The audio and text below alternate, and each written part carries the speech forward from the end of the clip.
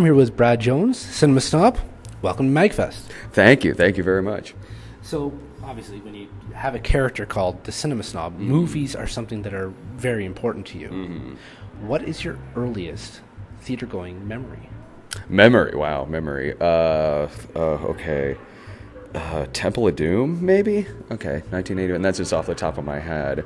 But the first movie that I saw in the theater, according to my parents, was E.T., actual E.T., not anyone where he's getting screwed.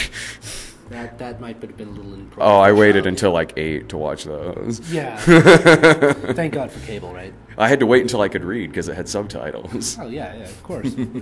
I can't read my handwriting. So, really, when did your love of movies begin? Well, for as long as I can remember, because it was just what I was always into. You know, I was never a very physical guy, meaning I didn't really go out for sports or anything like that. Not that I didn't like playing outdoors, because pretty much any kid likes doing that at some point when they're really, really young. That was fine, but you know, my parents are big movie people. Both my mom and my dad. Both of them got into sports more than I did. But, you know, when they were together, they went out to the drive-in all the time. They were together, and I grew up around when, you know, seeing HBO became a big thing. That watching movies on cable became a big thing. The birth of VHS, VCR, home video, and all of that. So it was a good time to be kind of raised on movies, you know, and raised with parents who were really, really into that. So I don't know if it was really any one specific particular incident or thing. It's just kind of what I've always known, the environment that I've always been around. Yeah. So the movies you do review. Yeah. A lot of them are bad, but I mean, you do enjoy them, you know. Some, no. I mean, it is obvious, you can tell, you know, when you like it. Yeah. I could be significantly angrier when. Yeah.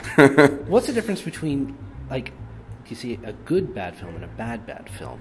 I don't, because you can say one thing about one movie, like, that might be really cheesy, campy, over the top, and you might find something in it that you enjoy, yet another bad movie might have the same qualities and you're just not. I mean, I think it's kind of like, it's sort of comparing comedies in a way, if we're talking about that kind of bad movie, you know, goofiness, you sit around, you laugh at, whether you're by yourself, whether you're with your friends, whether it's something like, you know, Golden Girl or, you know, movies like that.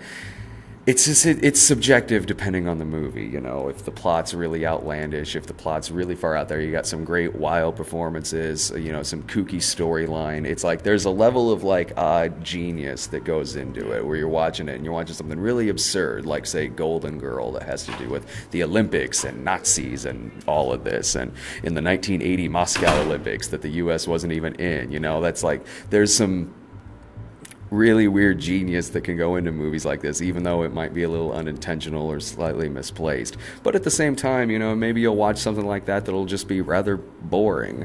So it can come down to, like, something might have some really over-the-top stuff in it, but if it's really, really boring, then it's not funny, it's not worth sitting through, like what we watched earlier. We watched a thing called where Chevy Chase got turned into Benji. It was Oh Heavenly Dog, and yeah, that was great. Yeah, I've heard of it. So, why are movies important? Why are movies important? I mean, it's an art form. It's like, you know, why are books important? Why are paintings important? Why is music important? You know, it's a level of creativity. It takes, you know, whether you're talking about acting, whether you're talking about directing, writing, you have all of these different facets that go into it, all these different kinds of talents that come together to hopefully make a decent product. But also at the end of the day, they are making an art form, and people watch it either to study it, to be entertained, to want to do it themselves. If you're looking at it from the end of like directing, writing, or anything like that, it's a form of creativity. So for a lot of reasons, it's really important, whether or not it's something you want to do, or if you just want to sit down and, you know, get out all your emotions by watching something funny, something sad, something scary, any of that. It's you know, it's any part of that process is cool. So, as well as being a reviewer, you're a filmmaker. You're working on Shot on Shidio right now. Yeah. Do you have plans for anything going to do next? Oh, man, I really need to finish Shot on Shidio. There was some issues there with the that polar vortex thing last year, and it got kind of pushed back. We seem to have a sequel this year. Oh, I heard. Yeah, so maybe when I'm 40, Shot on Shidio will get done. But I'm wrapping up a series right now called The Reviewers, and once I get done with that, I'm going to go back into finishing Shot on Shidio. But as far as other stuff, yeah, we're working on another animated series. We are working on another movie based on a show that we do on the site called 80s Dan. 80s Dan, yeah. Thank you. We're working on a movie version of that. So that'll be a lot of fun. Well, thank you very much, and enjoy the rest of your weekend. Thank you. You too.